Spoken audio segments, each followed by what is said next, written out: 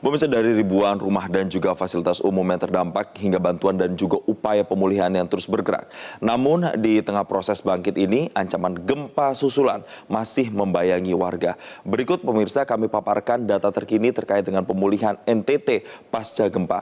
Kita lihat sama-sama pemirsa dari skala kerusakan yang bisa kita ukur datanya sampai dengan saat ini pemirsa, di mana hingga 25 Agustus BNPB ini mencatat ada 77.912 rumah yang mengalami kerusakan di 7 kabupaten pemirsa. 24.597 rumah ini dikategorikan rumah rusak berat, kemudian 18.537 rumah rusak sedang, dan 34.776 rumah rusak ringan. Sementara itu, kerusakan tersebar di beberapa kabupaten, mulai dari Nagekeo, Ende, Manggarai, Manggarai Timur, Manggarai Barat, Ngada, dan juga Sika pemirsa. Tapi dampak gempa ini tidak hanya merusak rumah atau tempat tinggal, tapi berdampak juga terhadap sekolah misalnya pemirsa. Kita lihat aktivitas belajar ini juga terpengaruh.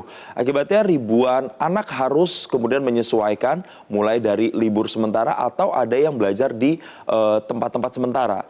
Ada 1.378 satuan pendidikan yang terdampak pemirsa dengan lebih dari 177.000 murid yang terdampak. Dan dari 8.664 ruang kelas, lebih dari 5.500-nya ini mengalami kerusakan pemirsa.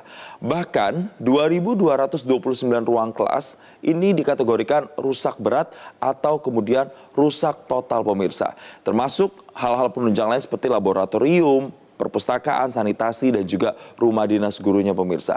Jadi kondisi ini juga memaksa untuk kemudian sekolah menyesuaikan pola pembelajaran selama masa pemulihan gempa ini. Ada 923 sekolah yang belajar dari rumah pemirsa, kemudian 171 sekolah melaksanakan pembelajaran secara daring atau online, dan kemudian 35 sekolah menggunakan kelas darurat pemirsa. Sementara hanya 30 sekolah yang kemudian melakukan pembelajaran secara tatap muka. Selain itu pemirsa, selain anak-anak yang juga kemudian terpengaruh proses kegiatan belajar mengajarnya, di tengah keterbatasan dan juga proses pengiriman bantuan yang saat ini terus berlangsung, bantuan ini mengalir ke wilayah terdampak. Ada sepanjang tanggal 15 pemirsa hingga 21 Agustus 2026, ada 778 ton bantuan telah disalurkan. Ini macam-macam mulai dari pangan dan sembako, kemudian air minum, tenda, matras dan selimut, genset hingga perlengkapan kesehatan pemirsa. Ini adalah perlengkapan-perlengkapan vital yang membantu begitu pemirsa warga atau para pengungsi yang ada di tenda-tenda pengungsian. Selain itu, bagaimana dengan proses pendistribusiannya? Jadi untuk metode atau teknis pendistribusiannya ini juga dilakukan melalui jalur darat, laut, dan juga udara. Dan pada tanggal 24 Agustus, pemerintah kembali mengirimkan 31 ton logistik siap makan ke NTT. Sementara kalau dari pemerintah pusat ada 200 miliar rupiah dana bantuan yang telah disalurkan oleh Presiden Prabowo Subianto pemirsa. Namun tentunya dari bantuan-bantuan yang terus mengalir ini, proses pemulihan belum berarti berakhir begitu pemirsa, karena masih terus dilakukan. Karena aktivitas kegempaan juga masih terus terjadi di wilayah NTT. Kalau Anda mengikuti perkembangannya sampai dengan terakhir 26 Agustus 2026, BMKG sendiri sudah mencatat ada 7.429 gempa susulan yang terjadi. Dan gempa terbesar ini tercatat bermagnitudo 6,2. Dan ada sebanyak 33 gempa berkekuatan di atas magnitudo 5 pemirsa. Serta yang dirasakan sekali getarannya atau guncangan oleh masyarakat, yakni ada 143 gempa. Praktis kondisi ini membuat kewaspadaan dan percepatan pemulihan harus berjalan bersamaan pemirsa.